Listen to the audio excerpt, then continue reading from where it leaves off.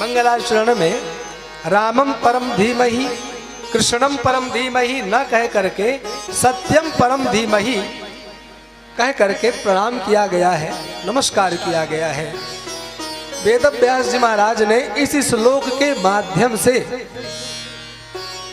ईश्वरवाद, जातिवाद, वर्णवाद, भाषावाद, संप्रदायवाद सबका निरसन करके रख दिया है, सबको समाप्त कर दिया है। सत्यम परम धीमहि कहे, संप्रदायवाद भी खत्म कर दिया कि अमुक संप्रदाय का व्यक्ति ही इस भागवत का अध्ययन कर सकता है, समाप्त कर दिया। सबके लिए सुखप्रद कर दिया है, सबके लिए हितकारक कर दिया है, सबके लिए यह श्रीमद् भागवत लाभप्रद बना दिया है। महाराज ऐसा यह श्रीमद् भागवत महापुराण का यह दिव्य श्लोक है जिसे वेद व्यास भगवान ने मंगलाचरण के रूप में उद्धृत किया है। देखो सत्कर्म में हमेशा विघ्न आते, इसलिए मंगलाचरण किया गया है। देवता विघ्न नहीं करते हो ऐसा नहीं है, देवता भी विघ्न कर देते हैं, मालूम है आपको। देवताओं के द्वारा भी विघ्न उपस्थित हुआ करते हैं। जैसे ही मंदराचल पर्वत लेकर के समुद्र की जलराशि में रखा गया, समुद्र मंथन प्रारंभ हुआ तो वह मंदराचल पर्वत समुद्र की उस जलराशि में महाराज समाने लगे। उस समय सभी देवताओं को गणेश भगवान का स्मरण हुआ और उन्होंने उनको मनाया। इसलिए किसी भी प्रकार की कथा में कोई विघ्न उपस्थित नहीं हो, इसलिए यह दिव्य मंगलाचरण प्राप्त किया गया श्री वेद व्यास भगवान के द्वारा।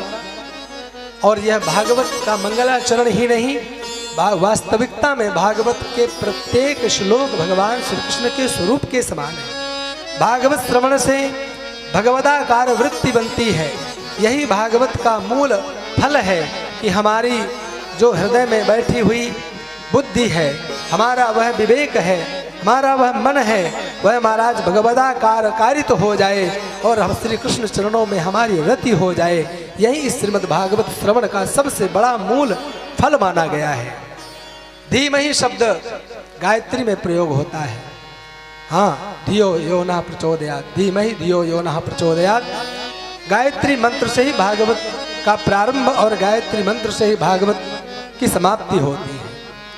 भागवत कोई साधारण नहीं है, भागवत कल्पद्रुम है। इसमें 12 स्कंद है, 18,000 श्लोकों के द्वारा महाराज इस श्रीमद् भागवत महापुराण का श्री वेद व्यास भगवान ने श्रृंगार किया हुआ है। श्री वेद व्यास भगवान कहते हैं कि जहां वेद सम्मत श्रुति सम्मत चिंतन किया जाए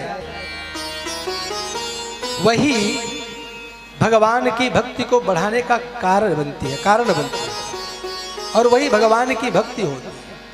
और जो भक्ति ऐसी हो वही श्रीमद् भागवत महापुराण का अपना स्वरूप होता है। भगवतो यमिति भागवतः अथवा भागवता नाम वर्णनम यत्रेति भागवतम। यह है श्रीमद् भागवत महापुराण का लक्षण। मलिन शरीर हो, मन में आपके भावनाएं अच्छी नहीं हो, शरीर भी मलिन हो, तो आप परमात्मा की तरफ चल नहीं सकते। वह अलग बात है कि भाय कुभाय अनख आलसहु नाम जपत मंगल दिसिद सहु, आपका कल्याण हो जाए, परंतु परमात्मा भक्ति प्राप्त करने के लिए आवश्यक है कि आपके हृदय में उस परमात्मा के प्रति भाव होना चाहिए। सात्विक मन से ही परमात्मा का मिलन संभव होता है। अतः भागवत का प्रारंभ देखने योग्य है कि यह श्रीमद् भागवत महापुराण का प्रारंभ ध्यान योग से होता है। सूत जी कहते हैं, ऋषियों, इस पावन ग्रंथ श्रीमद् भागवत महापुराण में कोई ऐसी वैसी वस्तु का निरूपण नहीं हुआ है, इसमें परम धर्म का निरूपण किया गया है।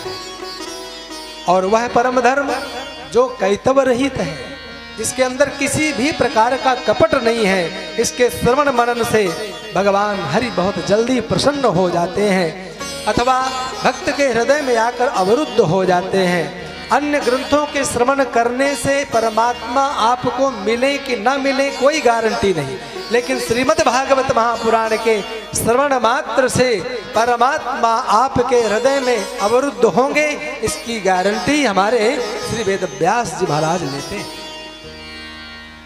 धर्म प्रोजित कैतवोत्र परमो निर्मत्सराणां सतां वेद्यं वास्तवमत्र वस्तु शिवदं तापत्रयोन्मूलनम्।